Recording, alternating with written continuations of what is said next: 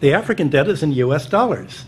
Africa has to earn the U.S. dollars, and the only way it can earn the U.S. dollars is not to be assassinated for growing its own food.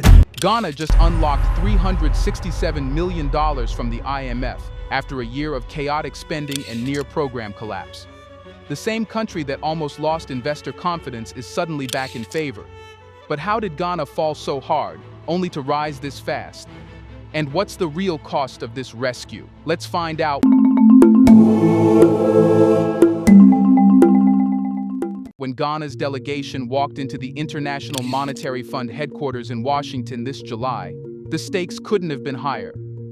The country's economic program, once hailed as a model for African reform, had slipped dangerously off track during the final quarter of 2024. What should have been a routine fourth review of its 36-month, $3 billion extended credit facility ECF was, instead, a make-or-break moment. The IMF team, already wary after months of warning signs, was prepared for the worst. Fiscal data revealed a worrying truth. The pre-election spending spree had wiped out hard-won gains from earlier reforms. Public finances had ballooned beyond agreed targets, and arrears from 2024 were piling up, threatening to drag Ghana back into the very crisis the IMF program was meant to prevent. In normal circumstances, this would have stalled funding altogether and triggered an economic shock at home. Yet, what happened next surprised even seasoned observers.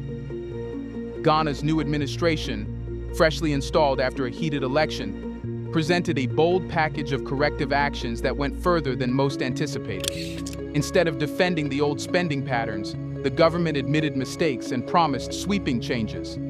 The 2025 budget, crafted in line with IMF targets, aimed for a primary surplus of 1.5% of GDP, a target that Ghana hadn't achieved in years. Spending controls were no longer just theoretical commitments. They became enforceable ceilings tied directly to revenue performance. The IMF response was immediate and telling. Rather than halting disbursements, the fund approved the release of $367 million, effectively rewarding Ghana for its decisive action. This wasn't a routine payout. It was a signal to international markets that Ghana was still a program worth backing. Almost instantly, credit rating agencies reacted positively, noting that Ghana's willingness to confront its fiscal failures head-on marked a significant shift from the typical post-election reluctance to tighten belts. Investors followed suit. Bond yields, which had spiked amid fears of a program collapse, began to ease as confidence slowly trickled back. Foreign exchange pressures, although still present, eased just enough to stabilize the cedi in the short term. In Accra's business districts, where currency volatility often translates to daily price swings, relief was palpable, even if temporary. But there's a deeper story behind this turnaround. IMF-backed programs are often criticized for imposing painful austerity on ordinary citizens, and Ghana is no exception. This rescue package wasn't just about balancing numbers. It meant higher taxes, tighter spending, and an independent audit to clean up arrears from 2024. For civil servants waiting on delayed salaries and contractors owed millions for completed projects, the news was bittersweet. An audit could confirm legitimate claims or expose fraudulent ones. Either way, payment wouldn't come quickly. For the president and finance minister, the decision to acknowledge these fiscal missteps and pursue aggressive corrective measures was politically risky but economically necessary. In the days following the IMF approval, local media were filled with headlines praising a bold reset, while others warned of IMF handcuffs tightening. Protests over new revenue measures, though still localized, showed how unpopular fiscal tightening can be when living costs are already high. The IMF itself, while supportive, issued a warning that revealed its lingering anxiety. Ghana's long-standing pattern of fiscal indiscipline during election years must not repeat itself. The implication was clear. This rescue, dramatic as it was, could unravel if politics once again overrides economic prudence. For now, though, Ghana has bought itself time to stabilize its currency, rebuild reserves, and convince creditors that it is serious about long-term reform. Whether that time will be used wisely is the next big question, and one that has captured not only Ghana's attention, but also that of other African nations trapped in similar cycles of election year spending and post-election austerity. To understand why Ghana had to stage such a dramatic economic rescue, one must look back to 2024, a year that began with cautious optimism but ended in fiscal chaos. At the start of that year, the IMF program appeared stable, with early reforms promising to put the country on a path toward macroeconomic recovery. Inflation, though still high, was gradually easing, and investors were beginning to regain confidence in Ghana's debt restructuring efforts. Then politics intervened. As the general election approached, government spending surged well beyond what had been agreed under the IMF-supported program. Major infrastructure commitments were fast-tracked, civil service bonuses were expanded, and fuel subsidies were reintroduced, moves designed to secure public favor at the polls. While popular in the short term, these expenditures came at a steep cost. Budgetary discipline, the cornerstone of Ghana's IMF arrangement, quickly eroded. By mid-2024, fiscal data revealed that deficits were widening far faster than expected, creating a funding gap that domestic borrowing could not fill. The government leaned heavily on short-term financing instruments, which pushed interest costs to unsustainable levels. This signaled alarm bells to creditors, who began demanding higher risk premiums, further straining public finances. Debt restructuring, a key component of the IMF plan, also stalled as international creditors grew skeptical of Ghana's ability to stay on course. Confidence, once slowly improving, began to crumble, reflected in credit rating downgrades and mounting pressure on the CDI. The currency's depreciation worsened import costs, fueling inflation and eroding household purchasing power. What had begun as a manageable reform program turned into a near crisis by the fourth quarter of 2024. Adding to these pressures were arrears, unpaid government bills from the election year that piled up into billions of cedis. Many of these obligations were opaque, with questions over how much was legitimate and how much was the result of rushed pre-election contracting.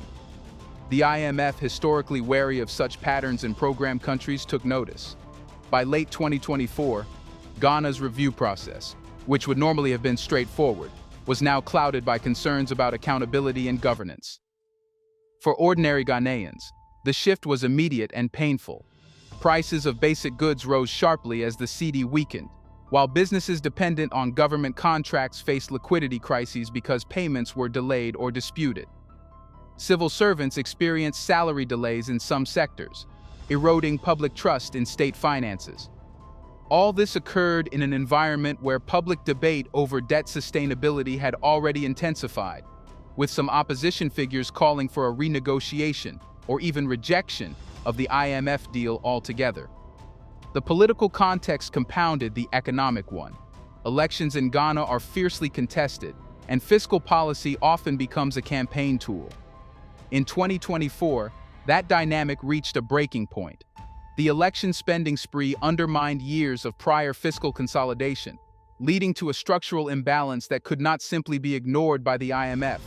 When the new administration took over in early 2025, it inherited not only a political mandate, but also a ticking economic time bomb.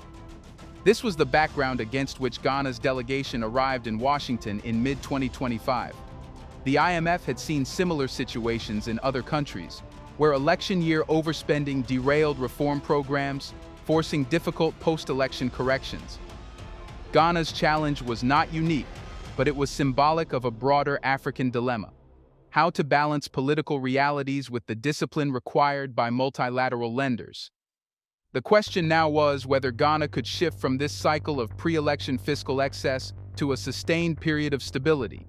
That answer would depend on the government's willingness to make politically costly decisions, something that many past administrations had avoided. The choice, however, was clear: either take bold corrective measures or risk a total collapse of the IMF-supported program. Let's pause for a second to say, big thank you to the Black Culture Diary community, where Black voices, stories, and legacies are preserved and amplified. By becoming a member, you're not just supporting the channel, you're becoming part of a powerful cultural movement. Let's continue.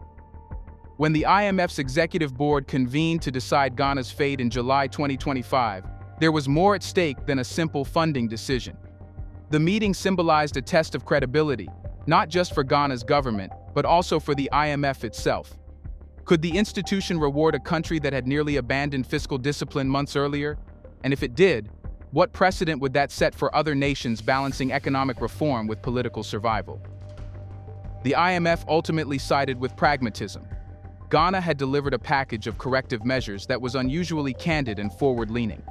The 2025 budget, designed to achieve a primary surplus of 1.5% of GDP, was only one part of the equation. There was also a visible commitment to tackle underlying structural issues: an independent audit of 2024 arrears, measures to expand the tax base, and steps toward completing debt restructuring with foreign creditors. The fund recognized that while Ghana had stumbled, its willingness to course correct quickly was a rare sign of political resolve. The approval of $367 million was therefore more than just financial support. It was a vote of confidence. In IMF language, confidence is everything. It signals to bond markets, credit rating agencies, and bilateral partners that a country's reform trajectory is credible enough to justify risk-taking. In Ghana's case, that risk meant continued lending, potential rescheduling of existing debts, and improved access to foreign exchange markets, all of which were critical for stabilizing its fragile currency. Across Africa, policymakers took notice. Ghana has often been seen as a bellwether for how global financial institutions interact with African economies. Its earlier reputation as a reform star had been tarnished by the 2024 fiscal blowout, but its swift rehabilitation under the IMF's watch provided a different kind of lesson. That credibility, once lost, can be regained if governments act decisively. This observation resonated in countries like Kenya, Zambia, and Egypt, all of which are currently managing complex IMF-backed programs with their election-related spending challenges. For these countries, Ghana's story highlighted both the opportunity and the pain associated with IMF arrangements. The opportunity lies in gaining access to foreign funding at a time when private capital is retreating from riskier emerging markets. The pain comes from the often unpopular policy measures required: higher taxes, subsidy cuts, wage restraint, and strict expenditure controls. Critics of IMF programs argue that such measures disproportionately affect ordinary citizens, worsening inequality and slowing development. Supporters counter that these are short-term sacrifices necessary to restore economic health. Ghana's situation illustrates this tension vividly. While its government's commitment to reform has reassured international creditors, it has also triggered domestic pushback in the form of localized protests and public debates about sovereignty. For the IMF, Ghana's case carries reputational weight as well. It shows that the fund is willing to be flexible, rewarding governments that admit mistakes and implement corrective actions swiftly. This approach contrasts with the perception of the IMF as a rigid institution imposing one-size-fits-all austerity. Yet it also raises questions. Will such flexibility encourage other countries to overspend during elections, knowing that quick corrections can still secure funding? Or will it motivate them to avoid the pitfalls that forced Ghana into crisis in the first place? This broader conversation is what makes Ghana's experience a regional focal point. African finance ministers, central bankers, and even opposition parties are watching to see whether Ghana's reform momentum will hold or whether old patterns will re-emerge once political pressures return. For them, the lesson is not just about fiscal math, it is about governance, credibility, and the delicate balance between popular politics and disciplined economic management. But is it something to be happy about? Here's a reminder to please like and share the video, and subscribe to our channel to watch more videos on Black culture, history, civilization, and identity. Let's continue now. While Ghana's policymakers celebrated the IMF's approval and investors expressed relief, the mood on the streets of Accra and Kumasi told a different story. For many Ghanaians, the new reforms have translated into a daily struggle with rising costs and shrinking household budgets. The IMF's financial support came tied to tough conditions, and those conditions are being felt in homes, markets, and workplaces across the country. One of the government's first steps under its corrective plan was to implement a raft of new revenue measures. Property taxes previously under-enforced are now being aggressively collected, while adjustments to fuel levies have pushed transportation costs higher. Commuters complain of daily fare increases, and transport unions have staged occasional strikes demanding relief for drivers. Small businesses, already dealing with high borrowing costs, now face new compliance requirements and higher operating expenses. The removal or scaling back of certain subsidies has also hit vulnerable groups. Electricity tariffs have edged upward, and some agricultural support programs have been reduced, affecting rural communities dependent on subsidized fertilizer and fuel for irrigation. For low-income households, these changes mean adjusting to higher food prices and fluctuating access to basic services. These pressures have sparked protests, so far small and localized, but symbolic of simmering frustration. Demonstrators in parts of Greater Accra have carried placards reading, "We can't breathe," and IMF means suffering, signaling that the government's narrative of necessary sacrifice for future stability isn't convincing everyone. Labor unions have warned that wage freezes, another feature of the fiscal tightening strategy, could lead to more widespread industrial action if inflationary pressures continue. Beyond the immediate economic pain, there is also a psychological dimension to the backlash. Many Ghanaians feel that the country's economic sovereignty is being compromised. The involvement of external auditors to verify arrears from 2024, while intended to build credibility with creditors, has fueled perceptions of foreign interference in domestic affairs. Public debate is increasingly focused on whether Ghana's recovery path is being dictated by the IMF rather than by the country's own elected leaders. The political class has taken note. Opposition parties have seized on the discontent, arguing that the government's allegiance to IMF conditions is hurting ordinary people. They point to past cycles in which austerity measures sparked widespread unrest and question whether the same pattern will repeat. Social media has amplified these concerns, with hashtags critical of the IMF program trending periodically whenever new price hikes or tax announcements are made. However, there are also voices urging patience. Economic analysts, think tanks, and some civil society groups argue that the reforms are necessary to prevent a far worse crisis. They point to the improved credit ratings and easing bond yields as signs that Ghana's long-term prospects are improving, even if the present moment feels harsh. In their view, the country's history of election year overspending left little choice but to accept temporary pain in exchange for future stability. This divide between those who see reform as a bitter but necessary medicine and those who see it as an unnecessary burden highlights a deeper challenge. Implementing structural change in a democracy where public tolerance for hardship is limited. How long will citizens endure higher taxes, reduced subsidies, and wage restraint before their patience runs out? And can the government maintain political support while adhering to fiscal discipline? The answers to these questions will shape Ghana's trajectory over the next year. Public reaction is not just a side story. It is central to whether the IMF program's success on paper will translate into stability on the ground. With the IMF funds now secured and reforms underway, Ghana finds itself at a crossroads. The immediate fiscal fire has been contained, but the structural vulnerabilities that push the economy into crisis are far from fully resolved. The challenge ahead is no longer about proving that Ghana can act decisively. It's about proving that it can sustain that discipline long enough to rebuild resilience and prevent another spiral of debt and instability. The government's commitment to a primary surplus of 1.5% of GDP is a bold pledge, but sustaining it over multiple years will require more than temporary revenue measures. Economists point out that tax compliance in Ghana remains low compared to similar economies, and enforcement capacity is limited, particularly outside urban centers. Expanding the tax net without stifling small and medium enterprises will be crucial. Equally important is ensuring that spending cuts do not undermine social programs critical for poverty reduction and education, as these are essential for long-term productivity. Debt restructuring also remains unfinished business. While progress has been made with bilateral and commercial creditors, negotiations with some private bondholders are ongoing. The risk is that any delay in reaching final agreements could keep Ghana locked out of international capital markets, limiting its ability to finance infrastructure and social investments. The government's ability to navigate these talks while meeting IMF targets will be a key test of both political skill and fiscal credibility. The global economic environment adds another layer of uncertainty. Commodity prices, particularly for gold and cocoa, two of Ghana's major exports, have been volatile, exposing the economy to external shocks beyond the government's control. A significant drop in either commodity's price could quickly erode the revenue base, forcing difficult policy adjustments.